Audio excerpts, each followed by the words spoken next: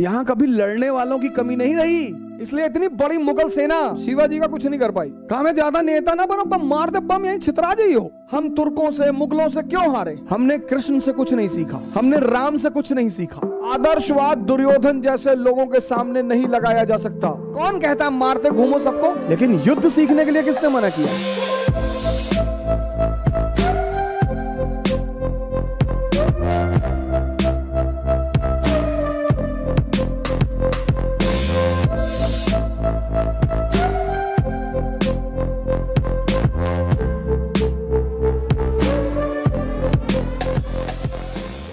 हमारे इलाहाबाद में छोटे छोटे बच्चे, मैं ममफोर्टगंज में था तो तारिक भाई की दुकान हुआ करती थी, पता नहीं अब है कि नहीं है, जगराम चौराहे पे।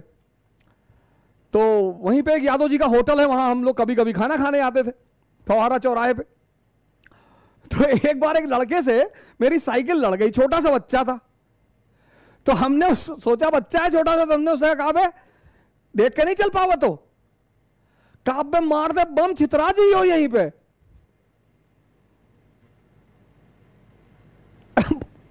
कक्षा 2-3 में रहा होगा, एकदम तंग पलट के खड़ा हो गया।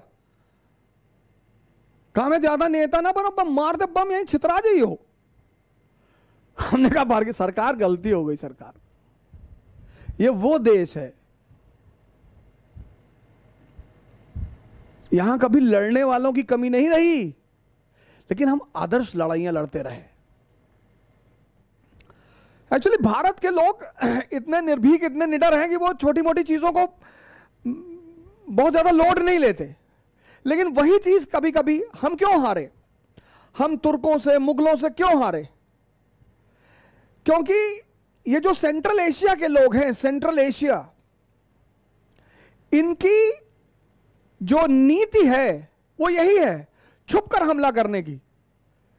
पृथ्वीराज चौहान मोहम्मद गौरी से कमजोर थोड़ी थे, राणा प्रताप बाबर से, राणा सांगा बाबर से कमजोर थोड़ी थे।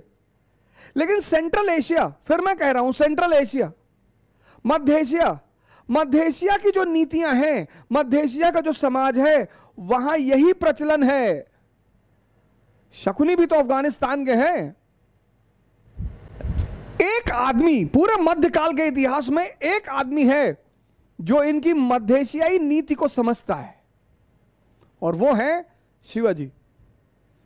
इसलिए इतनी बड़ी मुगल सेना शिवाजी का कुछ नहीं कर पाई, क्योंकि वो उसी भाषा में जवाब दे रहे थे जिसको ये समझते हैं।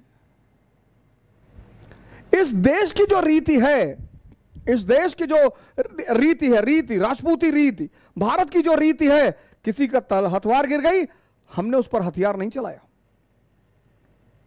यह इस देश की महानता है, यह इस देश की महानता है। लेकिन आदर्शवाद सिर्फ उस आदमी के सामने काम आता है जो आपके बराबर का आदर्शवादी है। आदर्शवाद दुर्योधन के सामने नहीं लगाया जा सकता। आदर्शवाद दुर्योधन जैसे लोगों के सामने नहीं लगाया जा सकता। आपका झगड़ा है भीम से, आपका झगड़ा है युधिष्ठिर से, आप उनसे लड़िए। आपके घर की स्त्री, आपके घर की स्त्री, आपके घर की, और आप उसकी साड़ी उतार रहे हैं। सिर्फ यही एक मुद्दा काफी है दुर्योधन और उसके साथ खड़े हुए लोगों को किसी भी तरह से मारे जाने को सपोर्ट करना। बस यही एक आधार काफी है। तुम इतने बदतमीज हो। हमने कृष्ण से कुछ नहीं सीखा, हमने राम से कुछ नहीं सीखा। राम कौन सा पिस्टल लेके सबको मारते घूम रहे हैं, हाथ जोड़ रहे हैं समंदर को।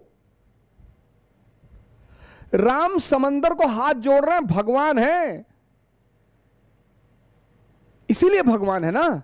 समंदर सामने पड़ गया, लक्ष्मण जी थोड़ा सा हैं पूर्वांचल टाइप के,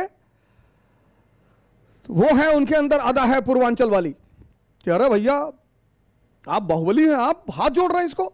लेकिन राम भगवान है ना, मर्यादा पुरुषोत्तम है, तो हाथ जोड़ते हैं समंदर को कि भैया चाचा हमको रास्ता दे दो। समंदर की अपनी मजबूरियां थी, नहीं दे पाया बेचारा। प्रभु दर्शन को अति व्याकुल था, नहीं दिया, नहीं दिया। तो जब 3 दिन बीत गए, तुलसी ने कितना बढ़िया लिखा है, विनय न मानस जड़ जल गए 3 दिन बीत, और बोले राम सकोप तब भय बिन होए न प्रीत। ये देश अपनी संस्कृति को भूल गया, अपने इतिहास को भूल गया। कौन कहता है मारते घूमो सबको, लेकिन युद्ध सीखने के लिए किसने मना किया है? राम से जो गले मिला वो उससे गले मिले, कृष्ण से जो गले मिला वो उससे गले मिले। लेकिन जिसने बदतमीजी की, भारत को ऐसा बनना है,